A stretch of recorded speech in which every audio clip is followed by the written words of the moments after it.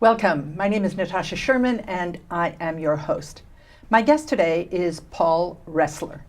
Paul is a Vietnam War veteran, and within the last 10 years, in a 3-year span in there, he got divorced, he lost his sight due to something that happened in surgery, and he lost his son to an overdose of opioids.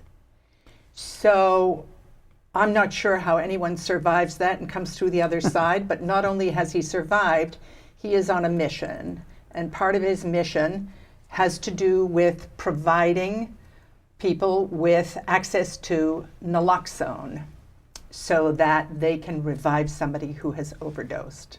Paul, welcome. Oh, thank you very much for having me. Yeah, so as you and I chatted on the phone, I really don't know how you survived something like that. I think I'd like to start, you've got this organization and you've got a mission and you're committed to that, but I'd like to start a little bit with Corey's story. Sure. So Corey died of a drug overdose 8 years ago. What was his journey? How did that come about? Well, the journey was a difficult one, mostly for him, but very much so for our family. We kind of became extremely dysfunctional, very different points of view in the house, and lots of blaming, lots of yelling, lots of screaming. How did he get started? We figured that when he was 13, which would have been 1999, the year 2000, he began smoking weed and drinking alcohol, which, in spite of what people say, they are gateway drugs, and they open the floodgates for our children, anyone who gets involved with those things because of the rewiring of the brain. Particularly at that age. Especially, you're right. Yep. Yeah. So he graduated into harder drugs? Yes. And at what point did you know that he was doing drugs? Very early on. He was hanging out with a little older crowd, and we noticed some changes in his motivation. And we learned that he was smoking pot. That's the first thing. A friend called and anonymously said, Kobe's a pothead, which they were trying to help. But as you know, we figured that that's impossible. He's here with us all the time. Prior to all this craziness, our family was okay. We had some dysfunction like others, but we were leading good lives. Yeah. And then he went seriously to alcohol and then up the line, eventually to heroin. And at what point did you, as a parent, I know how, it's just so difficult to pinpoint anything. And so you hear your kid is smoking pot, and then, the status quo is, yeah, kids smoke pot, and everybody experiments with alcohol, particularly in this society. Alcohol seems to be like a really acceptable thing to engage with. Rite of passage. Yeah, right. A rite of passage. And so it's hard to know when to get fully mobilized, like, wait a minute, there's really a serious problem here.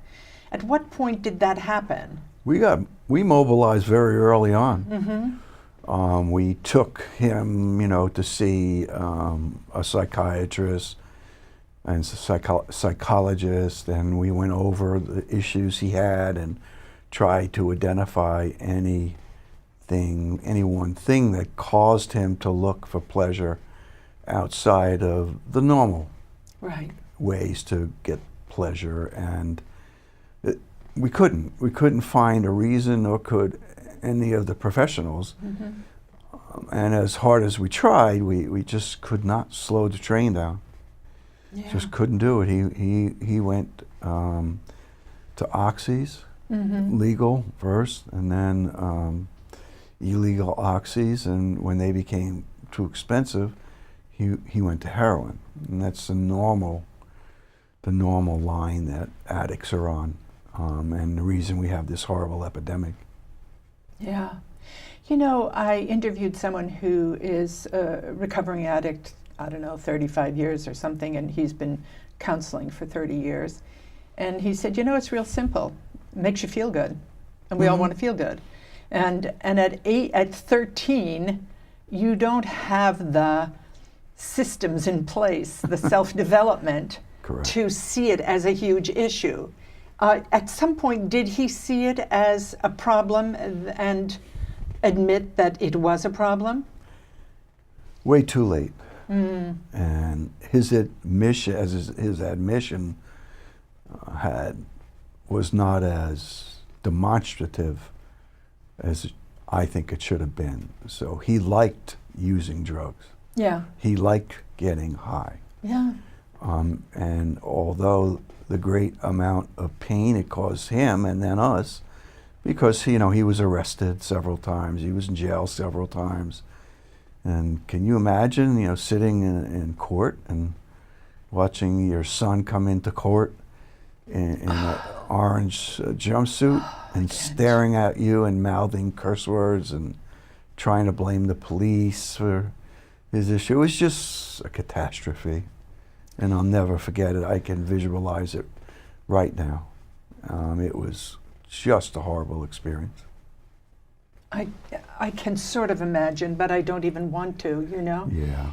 It's like, on the one hand, intellectually, it doesn't make sense. Like, you see yourself stealing, and you see yourself hurting your family, and you see your life going down the tubes, and yet you will do anything for that drug. So at that point, it's not your mind that's in charge. It really is the drug. It's a disease. Yeah. And your brain gets rewired from drugs, so it becomes somebody else's. It becomes the addict's brain, and all the addict wants to do is get high. So Yes. there's no reasoning about it. You might want to say I shouldn't do this, but you will until the day comes. And Corey had some good years. He went off to a couple of inpatient recovery centers, treatment centers, and several IOPs and OPs, and What is an IOP? intensive outpatient. Oh, okay. As OP is just Right. outpatient. And it just never really totally clicked. And he had, and he was down in Pennsylvania as well. He wound up in a halfway house in Elizabeth, New Jersey, after completing at Malvern House in Pennsylvania, Malvern. And he wound up in this halfway house, and he was there for a short period of time, broke all the rules, and wound up being asked to leave. And he went and found an apartment with some friends, and he was actually doing okay. They were working. He was on a little construction team, fixing up places, but then he got caught up in it again. Yeah, and I've done a number of shows on, addiction, and it's mystifying, and it's not something you can nail down and say, A leads to B leads to C. But it's when you were talking about your son in jail. On your website actually, and we're going to talk about that. People did their stories, and Right. One gal said, "I was just released from jail, serving a 364-day sentence. I had spent all those days locked up, planning how I was going to successfully get high, without ever running out of money or having to do the awful things I did to get money." So here she is in jail. She knows she's getting out in a year, and all her energy is going is, how do I get high Right. In a way that is more successful than ending up in jail and doing awful things. So it is this beast and monster that is unfathomable. But meanwhile, from what I understand, when Corey overdosed, that there was an incomplete 911 call on his phone. That's correct. And he was with people, and what happens, or what has happened in the past, is that, and again, this is how unfathomable drug addiction is, because I don't think any of these people are malevolent, but they're willing to watch somebody die rather than get caught. So they don't call 911 because they know they might get caught, and sent to jail. And I'm assuming that's what happened with Corey. That's exactly right. It wasn't even a question. I mean, if the police came, they would have gone right to jail. Back in 2010, that's what happened. We treated addicts as criminals and immoral people, not as human beings struggling with an addiction that has taken over their mind, taken over their lives. And somebody did attempt 911, as you mentioned. It was aborted by someone else, and they all left. They cleaned up the house. They got themselves out, the drugs, the paraphernalia, and then by the time they called for help, Corey was dead. It was just too late.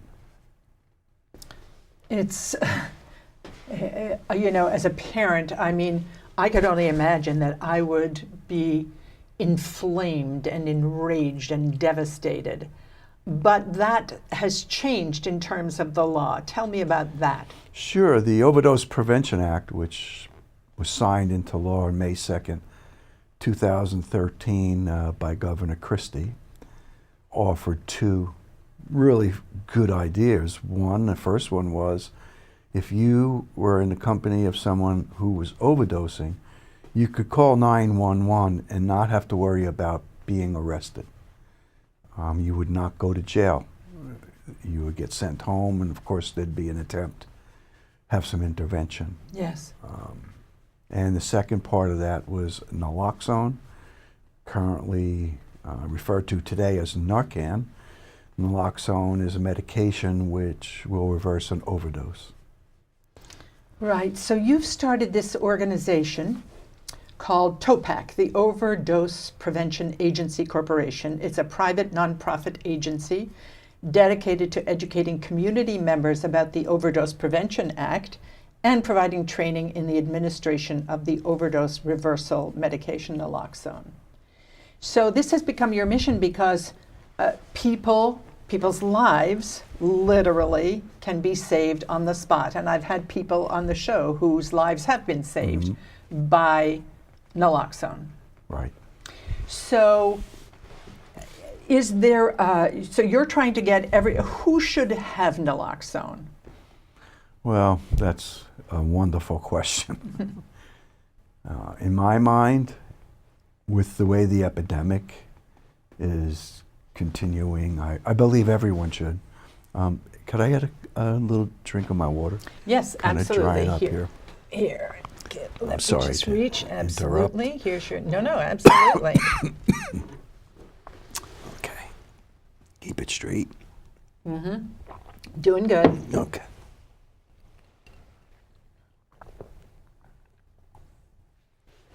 And here Okay. we go. Perfect. So where do we leave off? So who should have Naloxone? You said in this day and age, probably everybody. Correct. Of course, that's not going to happen because there's still the stigma around, not as severe as it was way back when my son started using drugs. But that stigma basically says if I carry Naloxone, then I'm an addict or someone in my family is an addict. Right. And so instead of thinking, well, geez, I can save a neighbor's life, I Yes. could save a child's life, my child's life, my brother-in-law's life. Yes. I can save someone if I have Naloxone in my home and I know how to use it. Yeah. So we're not at that stage yet. So who does at this point? Because on the one hand, stigma is a huge issue, but I think it may lessen just because there's hardly anybody that you meet that isn't somehow impacted by this epidemic. It So has. you can't keep hiding because. Well, because you can't hide from it any longer. Right. It's in the newspapers every day. It's on television. So as the awareness level goes up, and that has increased by huge amounts, the stigma is lessened. Right. And that's basically what's happening. When I first got involved in the year 2000, people didn't even want to talk to me. The township I live in, I still live in, did not want to admit that they had drugs in their schools. They're not the only ones. The Hamilton School District, particularly Steiner High School, I hope it's okay to mention that. They should know. Sure. They should know about their problems. They haven't. Their kids are overdosing, and the interesting thing about it is when you hear about people overdosing and when we speak about it, people seem to think that people are dying. The younger kids are dying. High school kids. Well, that's not the case. What happens is they learn how to use drugs in high school and middle school, and then as they leave high school and they get out into the world, pressures increase. They have to get jobs. They have to go to school, and they go off to school and they start using more than they were, and before you know it, they're addicted. So my son and his friends, he had a very difficult group of children who were nice kids, but a lot of them became addicts. So 6 out of 10 of his friends died of overdoses, but every one of them were in college. They had good jobs. They were working hard, or they were in recovery somewhere. So, he died in 2010. So that group of kids, 4 years back, so 1995, 1996, 97, those kids were getting really involved in drugs. Wow. And when 6 out of 10 is just stunning. I'm sure you can find that true in other groups of kids, but we had a really difficult time convincing the Board of Education and the school system that they had a problem. They didn't want to admit to it because it would soil their reputations. Yeah, really.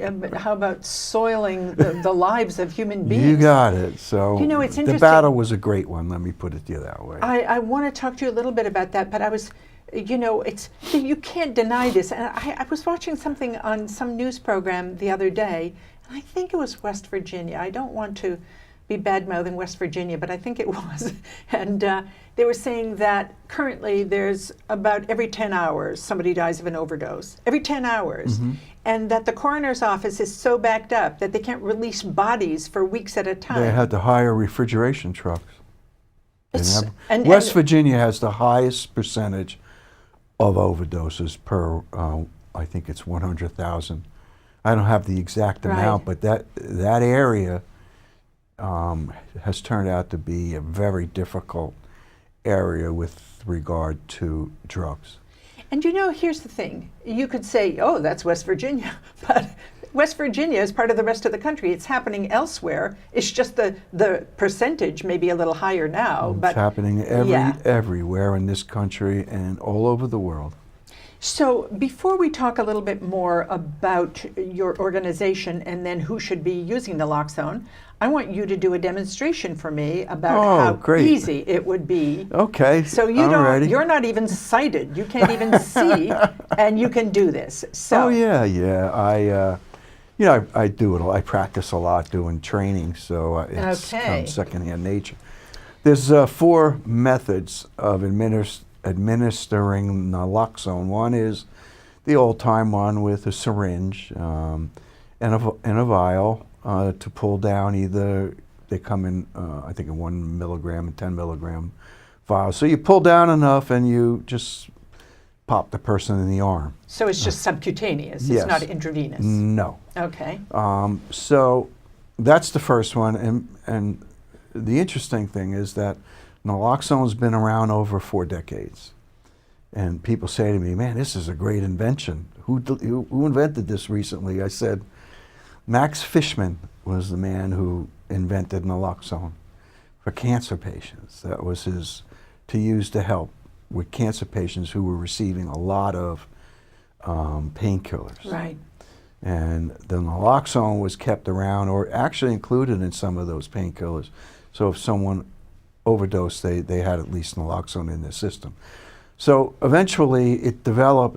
It would have been in 2000, around 2013, basically, when the first method was put on the Good, market. because we have about 4 minutes. Oh my God! Yeah, okay, I that's know. not good. Okay, I'm sorry. So- So this is the first one, and this one has to be assembled. So you have to take a piece here, take a piece here, put it together. It's difficult to do, Right. and then you insert. This is the medication that gets inserted down And here. very and you often, I'm pull sure down. people are not in like this Oh, very it's on. calm It's on state the of floor. mind. It's on the floor. Yeah. It works though, so I don't want to criticize. Right. Whatever you have works. This was developed in 2015, 3 years ago. Think about that. Just Wow. 3 years ago.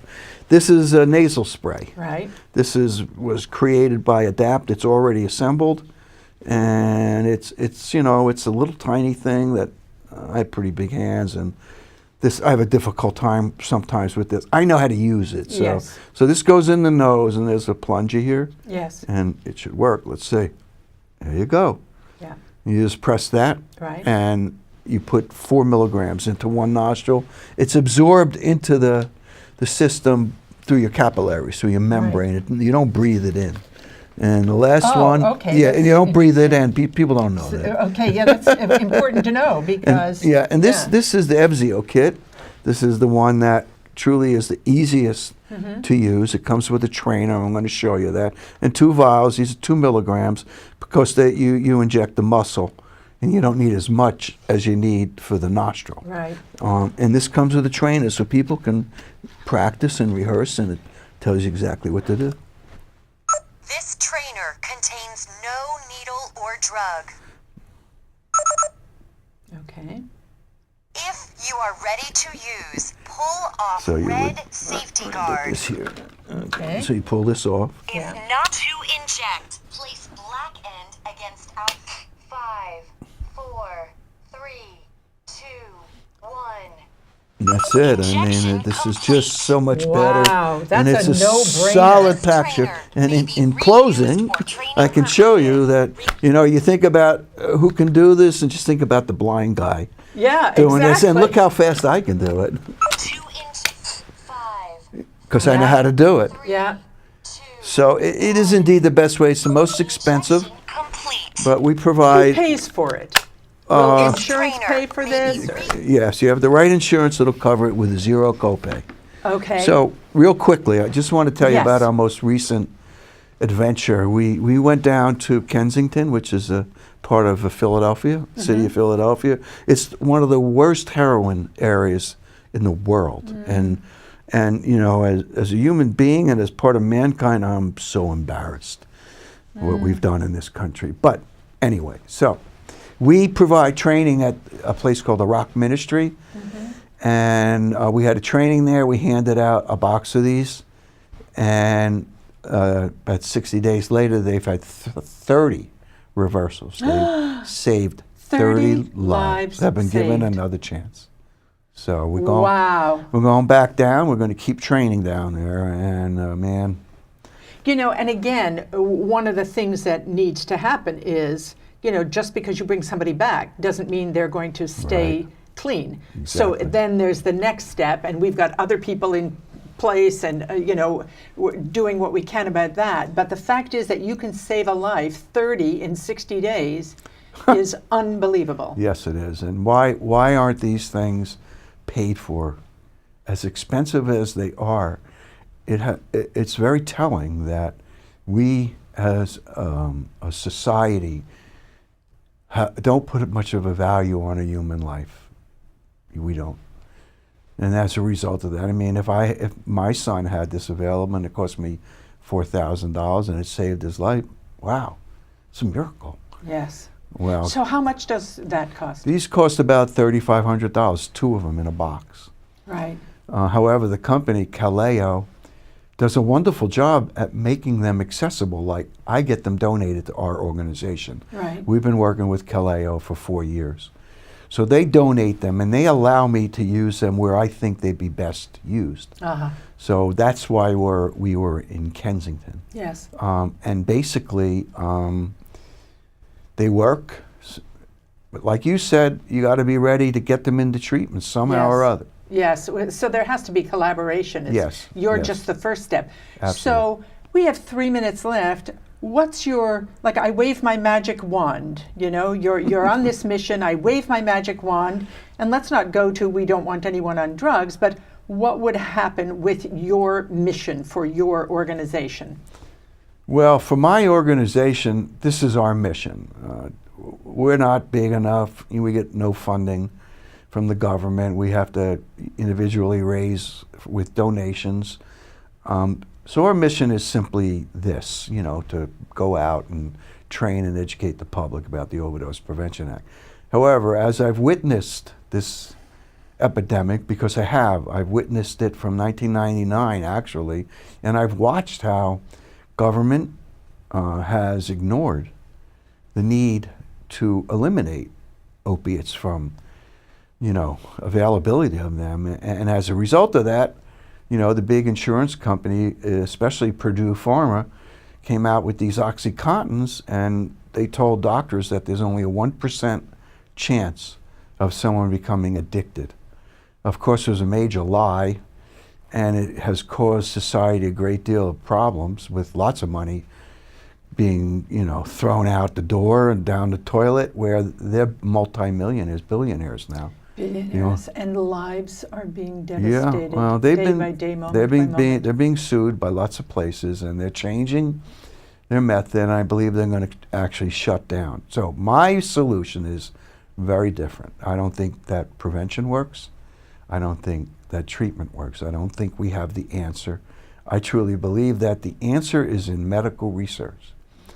So any money that we have in other areas should be moved to medical research. And basically, I use an example. As a little boy growing up, 5 years old, I remember polio. Like it was yesterday. Mm-hmm. I remember some of my friends, you know, getting being polio. Terrified about it. Yeah, and I remember in wheelchairs and those things where they couldn't breathe.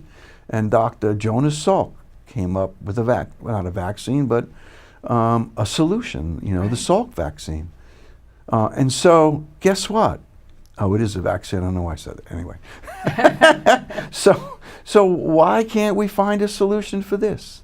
Well, you know what? We're basically out of time, but I love that, because you're the only person who has said anything like that. And it's another place to really take a serious look. Very serious. Yeah. That's where we have to go. Yeah. So, Paul, thank you so much for coming on.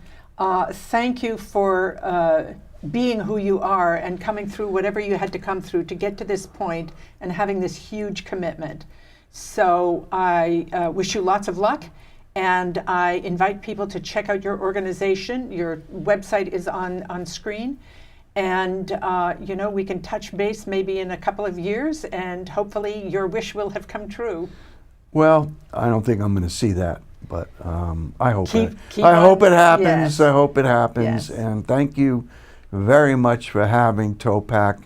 I represent a group of wonderful people. This is not just Paul Ressler. This is not about me, and it's not about my volunteers or our employees. This is about the public and the people we serve. We are the real, I always like to say that what mankind should be is what we are. Great. TOPAC. We do have to end. Okay. So thank you again. You're welcome. Thanks for having me. My name is Natasha Sherman. Thank you for joining us.